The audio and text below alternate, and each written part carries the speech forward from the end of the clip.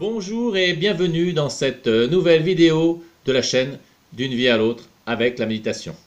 Aujourd'hui, une séance de questions-réponses. J'en profite pour vous rappeler que vous pouvez poser vos questions via la rubrique contact du site D'une vie à l'autre avec la méditation.fr et je tâcherai d'y répondre le plus rapidement possible si cette question n'a bien entendu pas été abordée lors de ces vidéos de questions-réponses. La question du jour, qui en fait n'est pas une question mais une affirmation, je n'ai pas le temps de méditer. Alors, on prétexte souvent qu'on n'a pas le temps de méditer. Mais c'est à mon avis une façon inconsciente de procrastiner, c'est-à-dire de toujours remettre à demain le jour où on va se lancer. 20 minutes par jour de temps consacré à méditer, c'est tout à fait suffisant pour ressentir au bout de quelques semaines la plupart des bénéfices de la méditation. Et 20 minutes par jour, au final, ça ne représente que 1,3% de notre temps. Vous avez bien entendu, 1,3% de notre temps.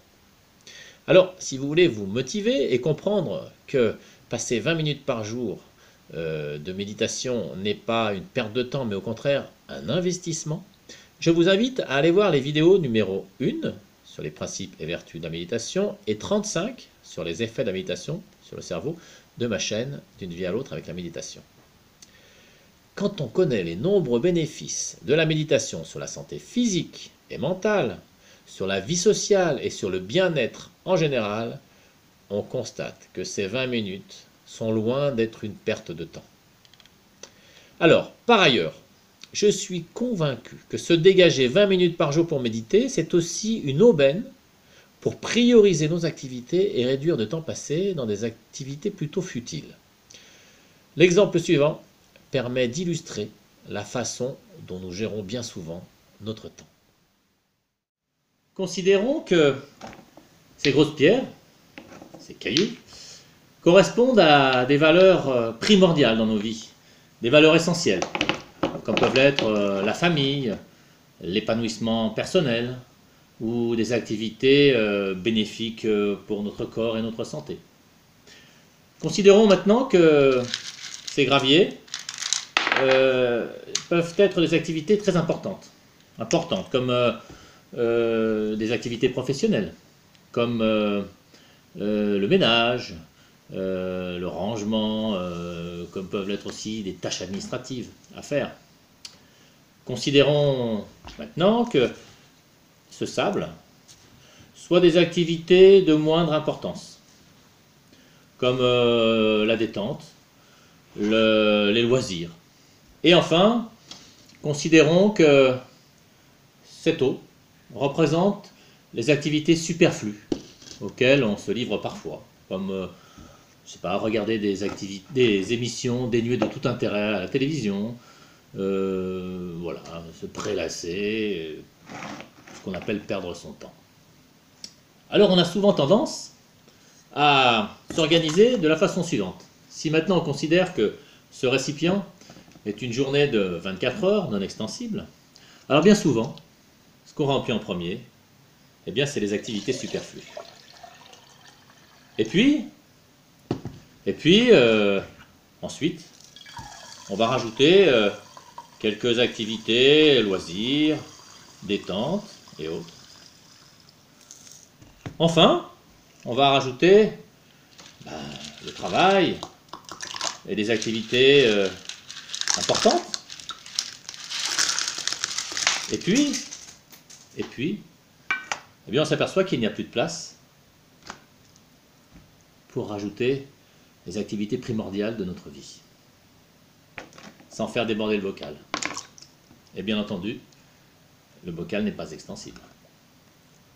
En revanche, si l'on s'organise de la façon suivante, c'est-à-dire qu'on décide de positionner d'abord nos activités primordiales, on va donc leur accorder une importance première. On s'apercevra que entre ces activités, il y aura bien entendu de la place pour faire nos activités importantes, telles activités professionnelles, et autres, on aura de la place. Et puis, on s'apercevra qu'il restera encore de la place pour des activités de moindre importance, mais qui n'en restera pas systématiquement. Et que si on fait bien tomber entre les cailloux, on aura beaucoup de place pour cela. Et cerise sur le gâteau, on s'apercevra également qu'il reste de la place pour des activités superflues.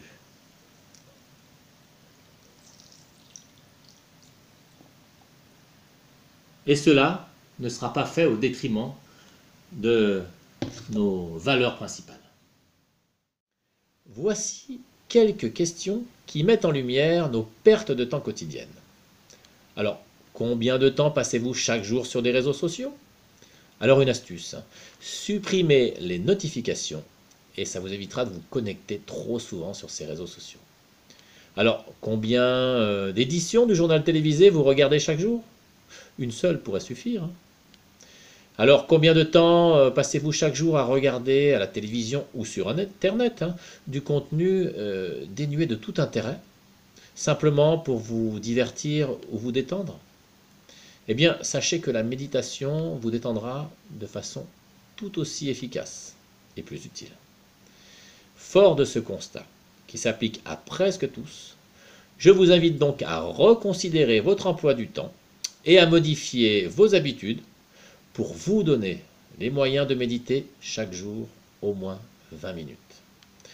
Je terminerai mon propos avec les citations suivantes. La première est de Gandhi. Ne pas avoir le temps de méditer, c'est ne pas avoir le temps de regarder son chemin, tout occupé qu'on est à sa marche.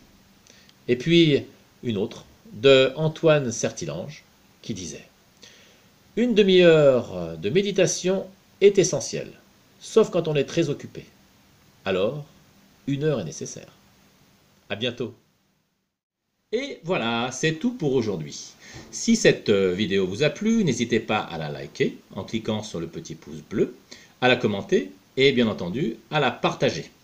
Je vous propose également de vous abonner à cette chaîne afin d'être tenu informé de toutes les prochaines vidéos que je vais sortir. Sachez que je prends beaucoup de temps pour concevoir, filmer, réaliser et monter ces vidéos.